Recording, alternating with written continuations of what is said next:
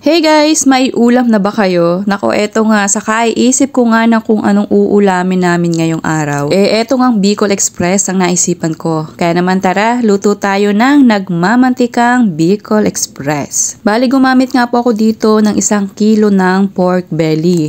At akin nga po yung pinahiwa ng ganyan po kalalaki. So ayan, akin nilagay sa kawali at hinayaan ko po siyang magtubig hanggang sa maiga. At nung maiga nga po yung pinakang tubig niya ay hinayaan ko po muna siya diyang maprito sa sarili niyang mantika. Mas masarap kasi kapag ganitong Bicol Express yung bahagya yung ipiprito para bang mas malasa siya. So after nga nating maprito ay dito na rin po ako nagisa ng sibuyas at saka ng bawang. Inihalo ko na nga po dito sa ating pork belly para habang iginigisa yung ating sibuyas at bawang napiprito pa rin itong ating karne. Halu-haluin lamang po hanggang sa bumango itong ating bawang at sibuyas. At after nga po noon naglagay na ako dito ng mga 2 kutsara po ng alamang. Depende na po sa inyo kung dadagdagan nyo pa po yung alamang ninyo. Pero yung pong 2 kutsara ay sapat naman na. Pagkatapos ko nga pong mag-isa ng bahagya yung ating alamang ay inihalo ko na dito sa ating pork. At dito na po ako naglagay ng 1½ cup na gata ng niyog.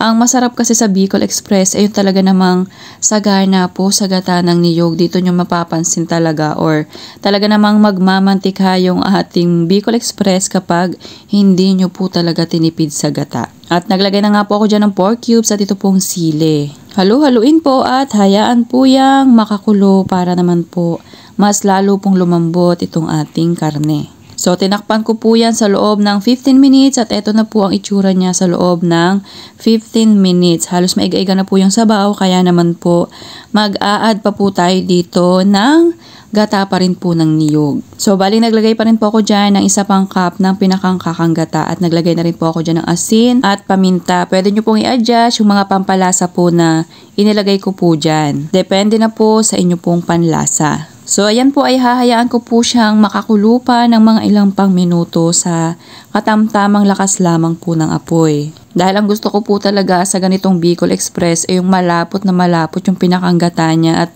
yung tipong nagmamantika na talaga. So, at this point po ay inilagay ko na nga po yung green na siling haba. Yung dami po ng sili ay depende na rin po sa inyo. Kung gusto nyo po na mas maanghang pa dyan, ay pwede po kayong mag-add pa dyan ng mas marami-rami pa pong sili. Actually po, ito po ay luto na pero gusto ko nga po yung super lapot. Kaya naman, hahayaan ko pa po yan ng mga 5 minuto pa sa mahinang apoy. So ayan, kapag ganyan na at nakikita nyo na nga pong ganito nagmamantika na, ready na po yung iserve. Nako, napakasarap po nito. Alam nyo naman, yung ganitong ulam ay talaga namang matakaw yan sa kanin. Kaya naman make sure po na bago kayo magluto nito, meron na kayong sinaing. So sana nagustuhan nyo po ang aking recipe ngayong araw. Thank you for watching. Serve and enjoy!